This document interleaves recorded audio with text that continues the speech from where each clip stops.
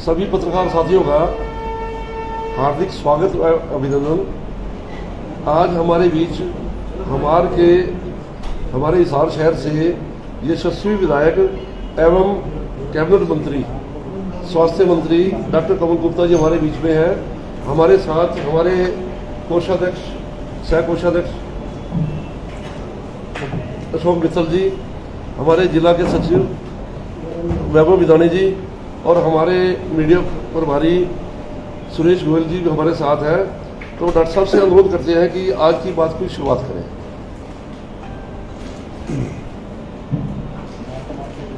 इस प्रेस वार्ता में आप सभी पत्रकार, छायाकार सभी बंधुओं का मैं स्वागत करता हूं, अभिनंदन करता हूं। और राजेंद्र सप्रा जी ने बताया कि हमारे साथ आदरणीय सुरेश गोयल जी, आदरणीय वैभव विधानी जी, सप्रा जी तो हैं ही हैं और अशोक मित्तल जी भी हैं। तो मुझे समझ नहीं आ रहा कि मैं कहाँ से शुरू करूं। जो आज का माहौल है, और कल भी मैं चंडीगढ़ से आ रहा था तो मैं नरवाना गया, फिर रात को मैं फतेहाबाद गया, और मेरा अभी भी जो मेरे कार्यक्रम चल रहे हैं बूथ अध्यक्षों के घर जाकर मिलने के, वो बड़े भारी उत्साह में मिल रहे हैं।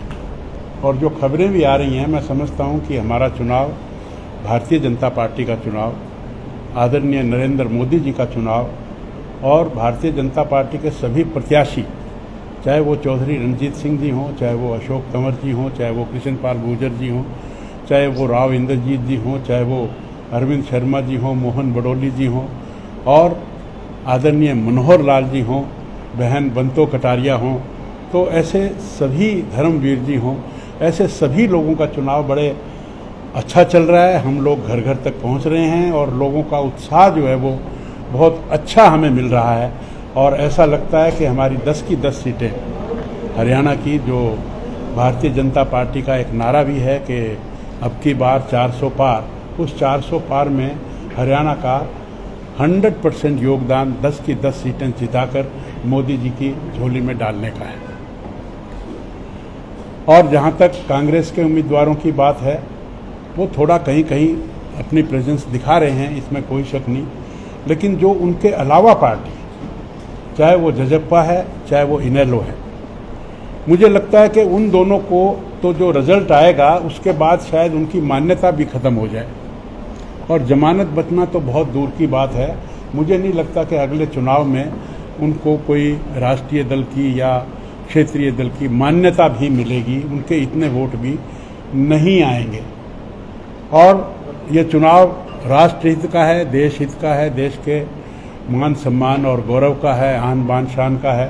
तो इतना ही मुझे आप सबसे कहना था कि हम चुनाव में भारी जीत से एंट्री कर रहे हैं, और हमें कोई शक नहीं कि हमारी कहीं भी कोई कमी हो। डॉक्टर साहब, कल भिवानी संसदीय क्षेत्र के अंदर राहुल गांधी की रैली थी, और उस रैली के अंदर ही जनता के सामने और राहुल गांधी के सामने राव दान सिंह और किरण चौधरी के बीच तीखी नोकझोंक हुई, एक दूसरे को उंगली तक भी दिखाई गई। उस पर आपकी क्या प्रतिक्रिया? देखिए, ये केवल एक उदाहरण नहीं है, ये एक तो आपने दिया। कल ये इधर कुरुक्षेत्र में भी शायद, कुरुक्षेत्र में या उचाना में, शायद उचाना में भी नहीं, यहीं कहीं उनका टोहाना में जो उनका जुलूस निकला, तो उसमें जो कार्यकर्ता थे वही थप्पड़ मुक्के और आपस में जूतम जूत हो रहे थे। तो ये आपसी लड़ाई, और यही एक कारण है कि एक समय था जब कांग्रेस 500 सीटों पर लड़ती थी और वो घटते हुए 400 पे आई, 300 पे आई, अब तो वो 200 से भी कम पर आ गई है। वो कई दफ़ा हमारा मजाक उड़ाते हैं कि 400 पार नहीं होगा, तो वो तो 40 के हेरफेर में है। तो 40 की हेरफेर वाला 400 वाले को ये कहे 400 नहीं आएंगी, तो उनके हिसाब से भी ऐसा लगता है कि 400 नहीं आएंगी तो 450 आ जाएंगी।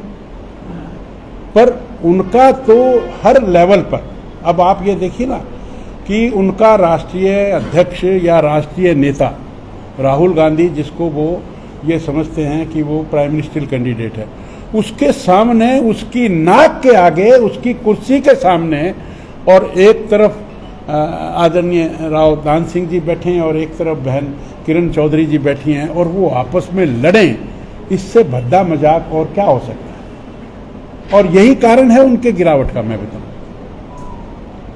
शिक्षा में प्रियंका गांधी और राहुल की रैली भी होगी, इनका प्रभाव कोई फर्क नहीं पड़ेगा। और अब तो ऐसा भी कहते हैं कि कांग्रेस को हराने में मोदी जी का तो रोल है ही है, लेकिन उससे भी ज़्यादा बड़ा रोल राहुल बाबा का है। लोग कहते हैं कि भी राहुल जी, हम तो कहते हैं बीजेपी वाले कि भी राहुल जी सब जगह आए ताकि सब जगह बंटाधार हो जाए।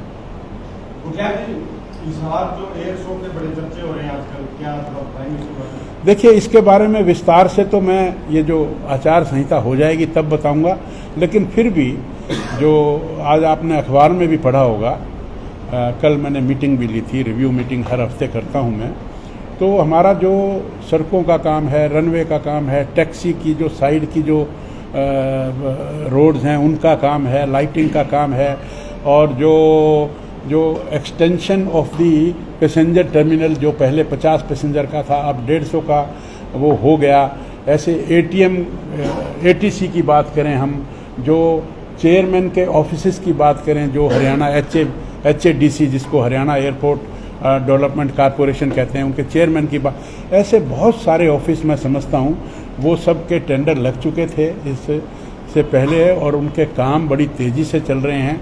और ऐसी उम्मीद है कि 10-15 जून को हम काफ़ी चीज़ों का इनॉग्रेशन या शिलान्यास कर दें। डॉक्टर साहब, अग्रवाल मेडिकल कॉलेज में जूनियर डॉक्टर हड़ताल पे बैठे हैं। हाँ, मेरी जानकारी में अखबार से ही आया है। मैंने ऊपर अधिकारियों को कह दिया है कि उस विषय पर संज्ञान में। हाँ, और उनका बिजली का बिल 3 गुना बढ़ा दिया गया है। नहीं, ये मैंने, और वो भी काफी डॉक्टर इस पे लाइव जुड़ रहे हैं, चेक कर रहे हैं। इसके बारे में मैंने हमारे अधिकारियों से बोला है कि ये अखबार में जो खबर आई है, जो भी अखबार में आप लोग छापते हैं, उसको मैं सीरियस मान के संज्ञान लेकर तुरंत मैं अपने फ़ोन से ACS को और अपने डायरेक्टर को व्हाट्सएप करता हूं ताकि उसका संज्ञान जो है वो तुरंत प्रभाव से लिया जा सके। तो सब 7 लोकसभा के अंदर कांग्रेस प्रत्याशी जयप्रकाश है, उनके चुनाव प्रचार में वीरेंद्र सिंह के समर्थक, किरण चौधरी के समर्थक, रणदीप सुरजेवाला के समर्थक और भी अन्य वरिष्ठ नेता है, उनके समर्थक कहीं नजर नहीं आ रहे, ना नेता नजर आ रहे, ना नॉमिनेशन में आएगा, प्रचार करें, क्या कारण? मनदीप जी, इसीलिए मैंने आपको कहा कि भारतीय जनता पार्टी, और फिर मैं दोबारा भी कह रहा हूं कि ये चीजें केवल हिसार में नहीं है, ये चीजें सरसा में भी हैं, बाकी जगह भी हैं,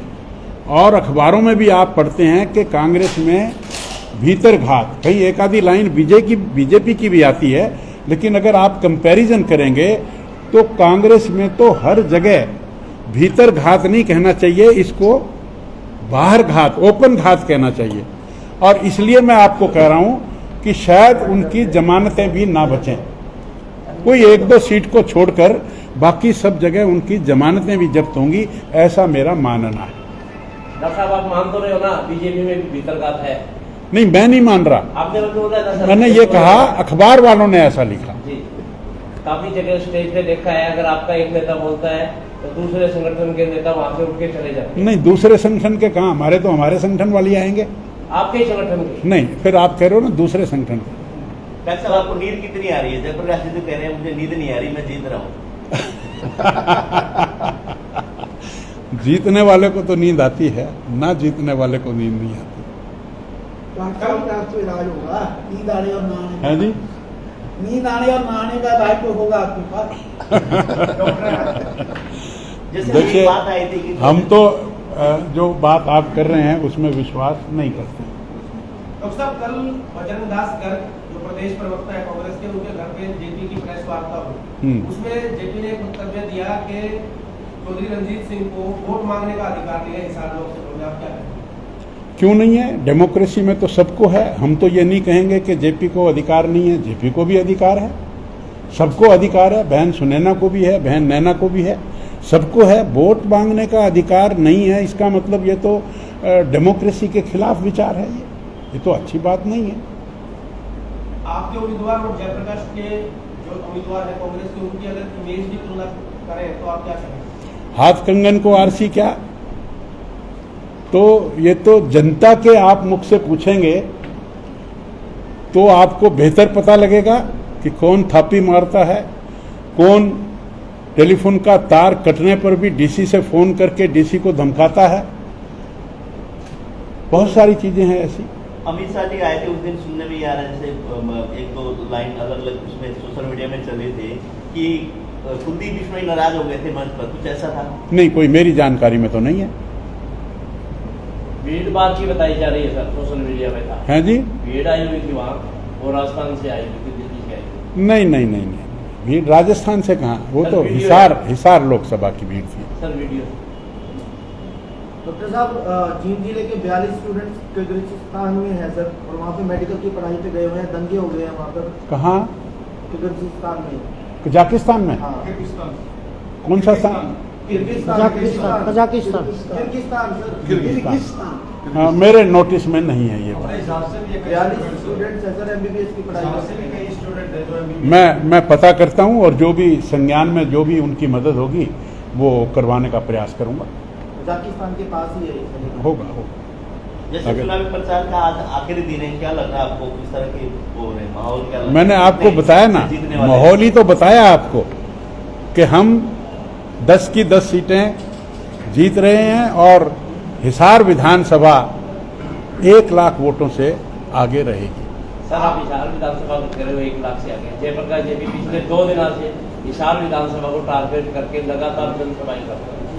ऐसे करने से क्या होता है जी? पिछली दफा उनके 6000 वोट आए थे। आपके 2014 के विधानसभा चुनाव में डॉक्टर सुभाष चंद्रा ने काफी अहम भूमिका निभाई थी। बिल्कुल निभाई थी, वो मेरे बड़े भाई हैं, मेरे लिए आदरणीय हैं।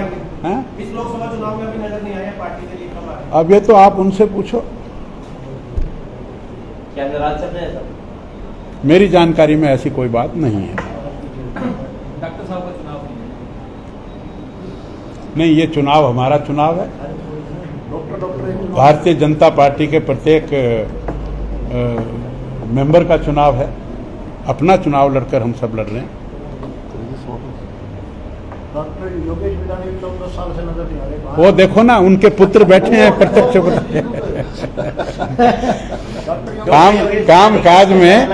काम काज में परिवार के सभी लोग लगे, ऐसा जरूरी नहीं होता।